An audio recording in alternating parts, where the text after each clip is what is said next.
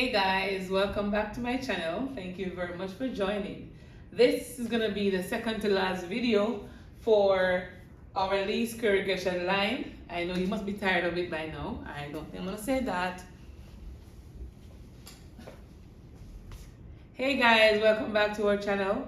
Thank you very much for joining me. For today's video, we're going to talk about making predictions using the least square regression line. A little background is that you're given a scatter plot to draw. It can be a linear or non-linear in direction or the straight enough condition. And once you have that, you can tell me the prediction that the model made in the form y hat is equal to, in the form y hat is equal to a plus bx, where you know a is your y-intercept and b represents your slope. Alright, so when you're asked to make prediction, you will realize that you will have to use the equation of the least square regression in the form y hat is equal to a plus bx. And with this, you can make prediction for any values of y within the range studied. What they're basically saying is that to make a prediction, you'll have to be given some x values, some y values, and you stay within that range.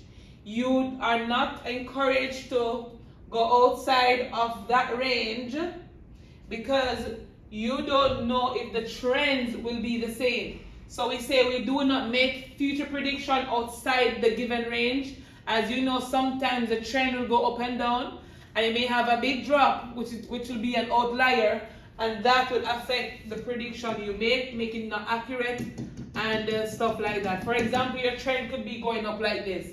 But once it gets to this point over here, it could drop significantly. And this will affect whatever prediction you possibly would have made. And this outside of the range region is known as extrapolation. So once you're extrapolating your data from the graph, you have to stay within that specific region. Again, once you have your least square regression equation or your line, you can now interpret your variables or your data using meaningful things, meaning what's the value of x, what's the value of y.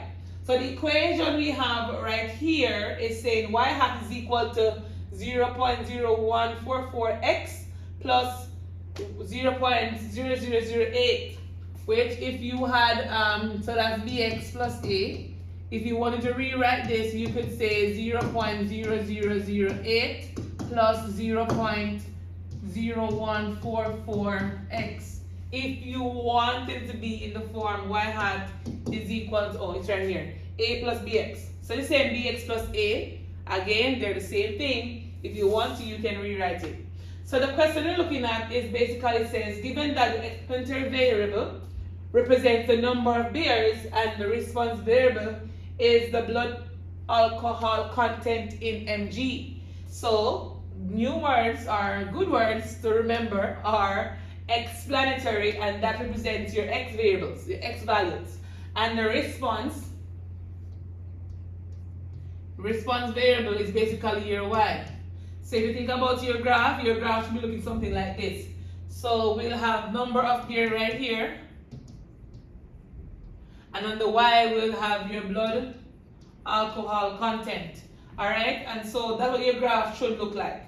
From this equation, we can estimate the blood content in the person's body after several drinks of beer, or we can estimate the amount of beer they had based on a given blood alcohol content. Alright, so if you think graphically, your graph would look something like this. So we can pretend that as if we were given the data values to go to Desmos, we graphed it, we came up with this. When you're extrapolating or you're making prediction, you basically stay within the scope.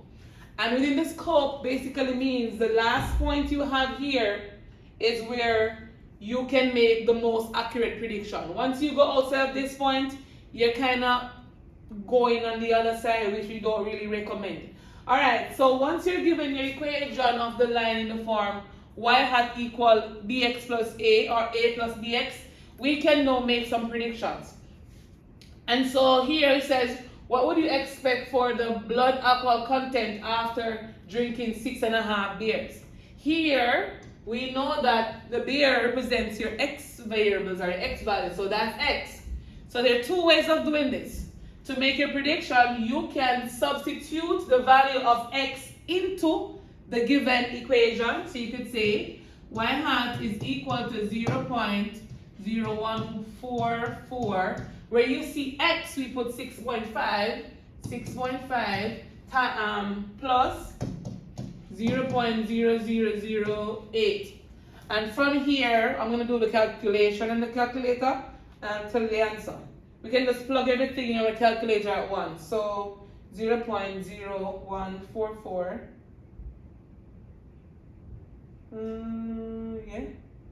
Yeah, times 6.5 plus 0.0008, and that gave me, so y hat is equal to 0.0944. So right here, after drinking 6.5 beers, the person's blood alcohol level is going to be at 0.0944 milligrams. All right, mg. Let's put the unit there. All right, so that's if I use my calculation to find the value. I can also use my graph to extrapolate this data. All I have to do is to find 6.5, and I have it here for you. So you're gonna find 6.5 somewhere right here. You're gonna use a ruler or some straight edge to go directly to the line of best fit. All right. Once you are in line of best fit, you go across to find your corresponding y value. So you're gonna draw a line, go across to find corresponding y value, and this point, as you see, there is 0.0944. On your Desmos graphing, if you click on the different unique points, you will see an exact value. So that could be something that you use when you have something like this to graph, or you go to the calculation method, because most people love algebra to just plug numbers in. But these are things that we do when you're making predictions. So if I should ask you about 9.58 or something, a good thing to say is 9.58 is outside of the scope, because the scope here stop at 8 or 8.5. I would say 8.5. So the scope here stop at 8.5. So you would say it's not recommended to make prediction outside of the scope, given that 9.5 is outside of it. So once a number is outside, we always make a recommendation that it's not wise to do so, because the trend may not be the same, or you can say the pattern may change, or you just don't know if it's going to be the same prediction, because you're not allowed to do that. So again, use calculation or your graph. Go ahead and make a prediction. Okay. Another one here is saying, here's a regression analysis for average attendance and games won by American League baseball team. All right. Here, once it says regression and we're doing linear, I automatically think about y equal a plus bx, right? Make my prediction. And here they're saying the dependent variable is home attendance. Dependent variable, automatically think about y, because x is your independent, so y has to be the dependent. And right here is some meaningful information. Then they're giving us variables, they gave us coefficients. So the constant, remember the constant is always our y-intercept, and that's 14,364. And wins, in this case, as a variable, is 538. So if the variable is wins, we know that here is our x variable, dependent. That's our y. Wins is going to be our x variable, and the 538 is going to be our b value, which is our slope. All right? So once you can identify the value of a, the value of b, and the meaningful variables for y and x, we can go ahead and write the equation of the line. I'm going to give it to you in both forms so you can see what I am saying. So y hat is equal to a, and that's 14,064 plus the slope 538 times x, and that's the equation. But if we want to use meaningful variables, since as the dependent variable is home attendance, we're going to say home attendance hat is equal to, rewrite all of that, 14,364 plus 538. Where we see x, we're now going to put wins. And you should see the meaningful variable aspect coming out right here. So home attendance hat is equal to 14,364 plus 538 wins. Alright, so here again we're making another estimate. So it says estimate the average attendance for a team with 50 wins. So 50 wins is what we want to know, the total home attendance. Alright, so I guess it's a big game because if the initial is 14,000 already, it's a very big game. So let's go. So it's gonna be y hat, I can put the meaningful variable, so home attendance. So right here guys, you can put either y hat or you can put home attendance, up to you. Home attendance is equal to 14,364 plus 538. Where we see wins, we're gonna have 50 because we want to estimate the amount of people if they had 50 wins. 50. Again, use your calculator to find the exact value for 15 wins. Since as we don't have our graph for this one, it's always advised to use your calculators. Because once they gave us that question, that means it has to be within the scope. Alright, so 14,364 plus 538 times 50 gave me 41,264. So the home attendance, the estimated home attendance is going to be 41,264. And I'm going to expect it to be people because it's a game.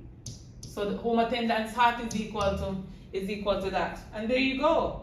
Now we want to interpret the slope and the intercept in context. So we want to know, as it relates to our attendance to the games of the American baseball team, what is this? So we can say the initial, so we're going to go right here. So the initial average attendance. So the initial average attendance is,